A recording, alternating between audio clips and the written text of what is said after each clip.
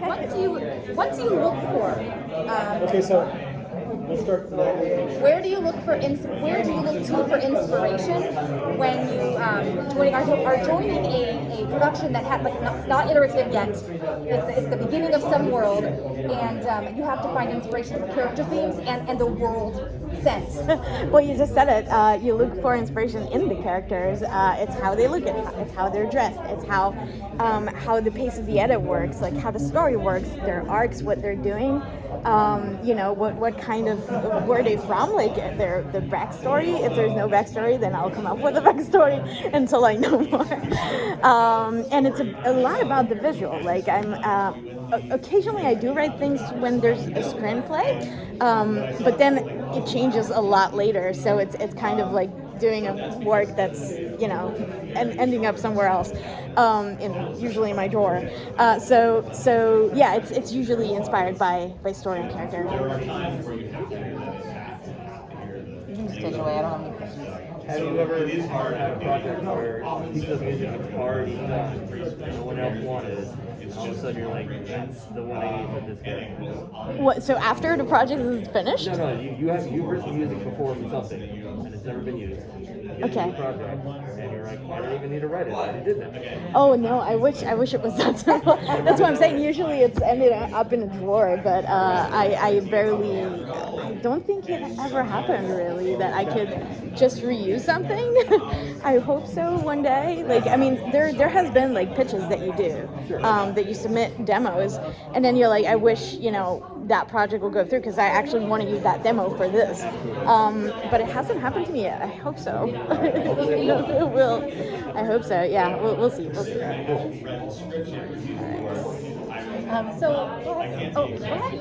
When you're talking about building a character to start, are there certain character traits or elements of a person that you associate with like certain instruments or certain keys, or like what do you mean? But like how do you translate that? Yeah, sometimes you want to do that. You often want to find something. Whether it's going to be like a musical texture, maybe it's going to be a certain rhythm that comes back. Maybe it's going to be a certain instrumentation. So like piccolo, for example, or I do that on Star Trek sometimes, or like choir, or whatever, like the sound that will be for that character. Sometimes the character calls for that specific sound, and sometimes it's a melodic thing or a motif. But you do want to, like, I'm kind of a traditional composer in that sense. I like working with themes and with recurring things because it just makes the film more cohesive and more fun. So yeah, I don't have a lot of specific examples right now outside of Star Trek really. On Thor we didn't really do that, but we did have like themes, so there's gore, so you have that theme of gore, and sometimes they'll come, in the full melody of it. Sometimes it'll be like just the harmony, so it will evoke that same feeling that being super uncomfortable and like something is really like wrong, and you know that Gore's gonna walk in, but like you don't always repeat the same thing is what I'm trying to say. And yeah, but if you have that concept for that character, then it already makes it more scary and more impressive and more like he's frightening if you help him be that way. So yeah. First I asked, and sorry, I'll go back to, and obviously you'll in a theme like that, for example, you'll not do that on a horn or something. You'll do that on like the lower end of the orchestra, like trombones and like a scary like male choir, like that kind of stuff. Yeah, so and obviously the horns will be more for Thor and for Jane and like that. So there are some orchestration choices that were made. Like there was no woodwinds. Really interesting choice for an orchestra. Is there a reason why? Well, it's we wanted to get the sound to be more like heroic, like kind of muscular, like Thor. So yeah, no woodwinds. They make things softer a little bit, like in a it's a lot of color. And I love woodwinds. I'm a woodwind player. but it makes it way more like, you know, muscular and like, you know, power. Like there's a lot of power if you add a lot of trombones. So you know, it's more powerful than a flute. So yeah.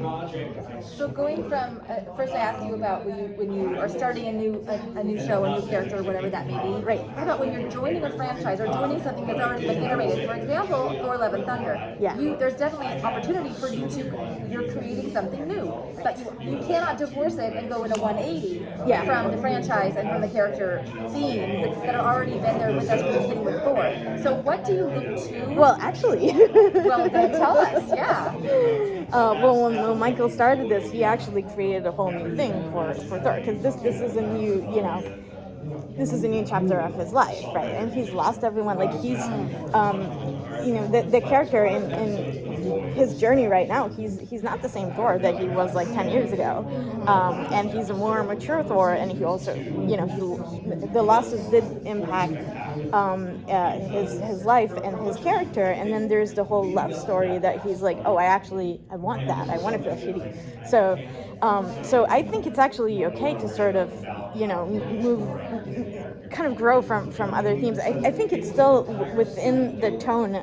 All the scores, like the previous scores, they're also they're in that same world. It still feels like a Thor film, like a Thor score, but it's definitely different themes. And I think it's okay because, like, you know, both characters, also Jane, like evolved. Jane is now like she has Mjolnir. Like this is a different phase in her life too, and she has. I'm So you're not spoiling. pulling I'm sorry. on any of the established themes from the earlier films?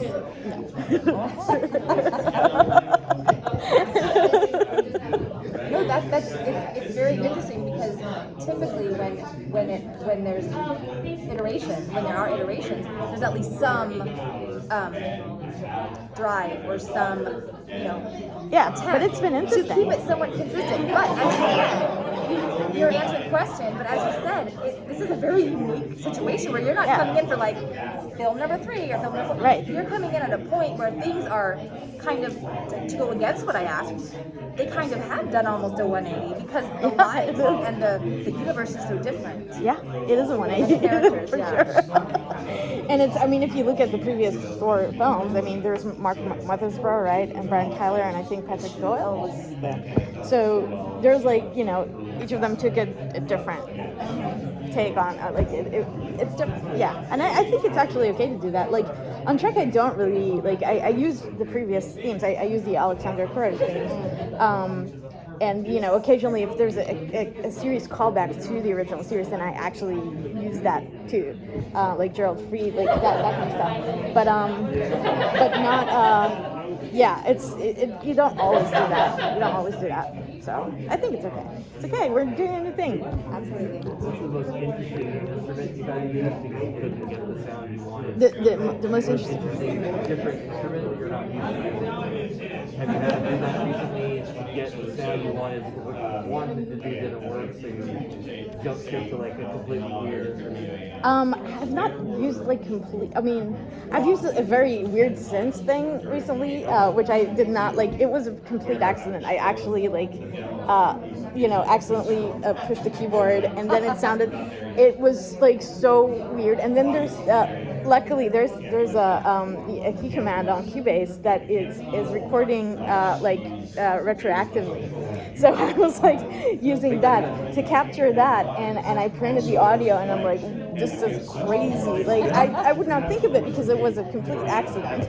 But then I went back to some scenes that I was working on, and I'm like, this is great. This is great source material that I can use. So sometimes you have a lot of you have happy accidents.